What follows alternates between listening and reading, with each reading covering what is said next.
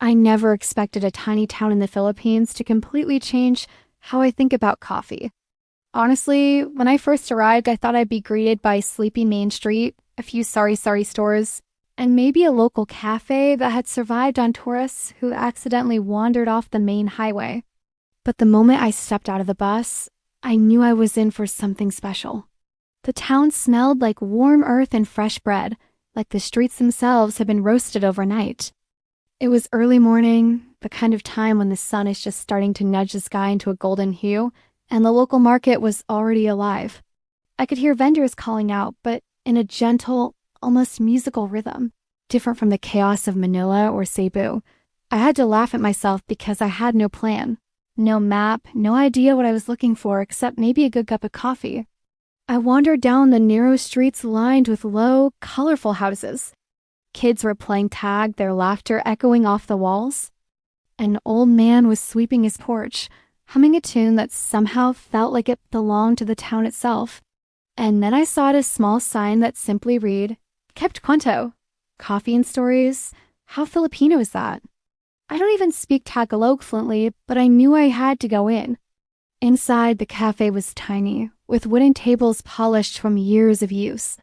There were shelves of books and jars of something that looked like coffee beans in every corner. The air smelled rich, earthy, with just a hint of sweetness, like chocolate had been sprinkled on top. Behind the counter stood a woman in her 50s, smiling at me as if she had been expecting me all along. "Good morning," I said awkwardly. "Do you have coffee?" She laughed, the kind of laugh that instantly makes you feel at home. "Of course," she said in English, and then added, "But our coffee isn't like anywhere else. You must try it slowly." Slowly? I had no idea what that meant yet. I ordered a cup, trying to sound confident even though I felt like a tourist cliché. She poured the coffee carefully, dark and rich, into a small ceramic mug. I picked it up, and the aroma hit me first deep, nutty, and almost spicy, like it had a story baked into every bean. I took a sip, and then another, and I realized that for the first time in a long time, coffee wasn't just coffee. It was warmth.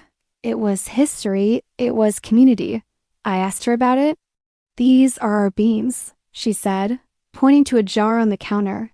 "Grown in the hills, cared for by families who have been doing this for generations. We roast them slowly, like we live our lives. Patiently, carefully, with respect." I was fascinated. I didn't expect a small town to have such dedication, such pride in something as simple as coffee. In the U.S., coffee is usually about speed, convenience, or branding. Here, it was about love, tradition, and patience. I sat down at a corner table and watched the town wake up. A man on a bicycle stopped to greet someone on the street. A tricycle passed by, packed with boxes of vegetables, honking politely. The smell of fresh bread wafted from a nearby bakery. And through it all, the coffee was perfect. I started chatting with the owner. Her name was Aling Merites, and she told me about the history of the town. Apparently, this place had been a stopover for traders hundreds of years ago, a point where different cultures mingled, bringing stories, spices, and eventually, coffee seeds from nearby provinces.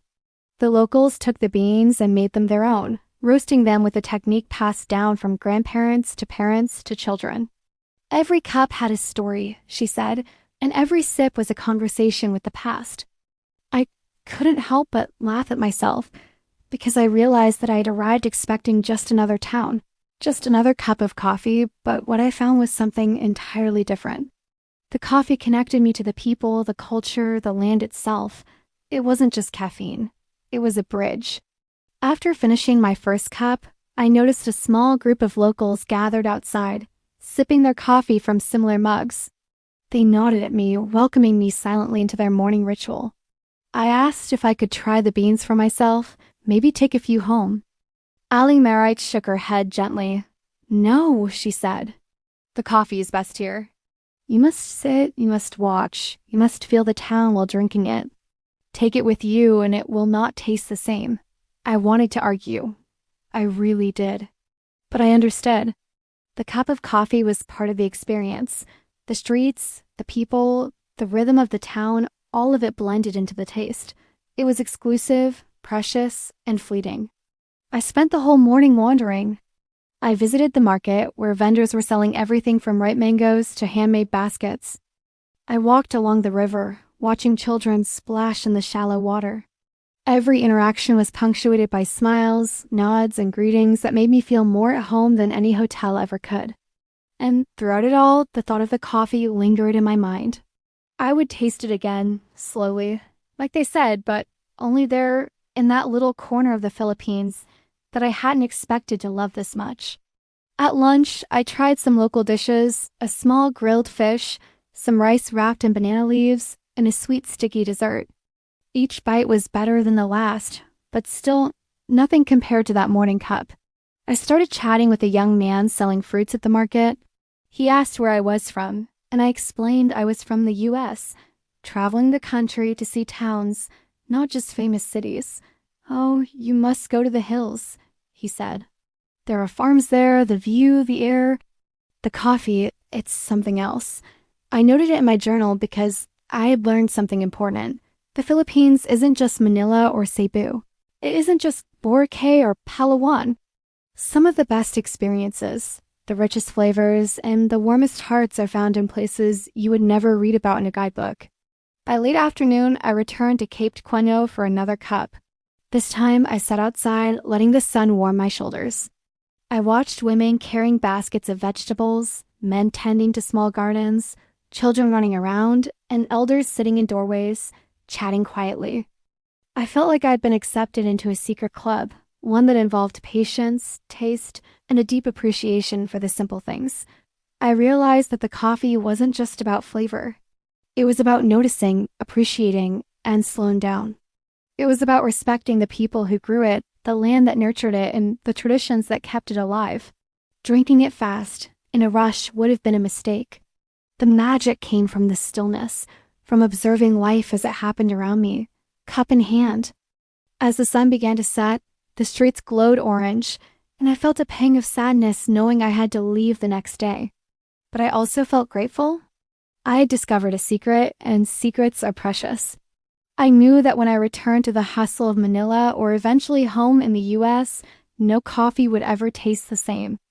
And that's the thing about travel, you're not just collecting experiences. You're collecting tastes, smells, sounds, and stories that shape how you see the world. That night, I wrote in my journal, I came for the town, but I stayed for the coffee. I stayed for the people. I stayed for the way life feels when it moves at its own pace. I smiled at the thought of the town, small but mighty, humble yet proud. I knew it would stick with me, like the lingering aroma of that first sip long after I returned home. And the coffee? It remained the best I had ever had. Not because it was fancy or expensive, but because it was real, connected, and alive, just like the town itself.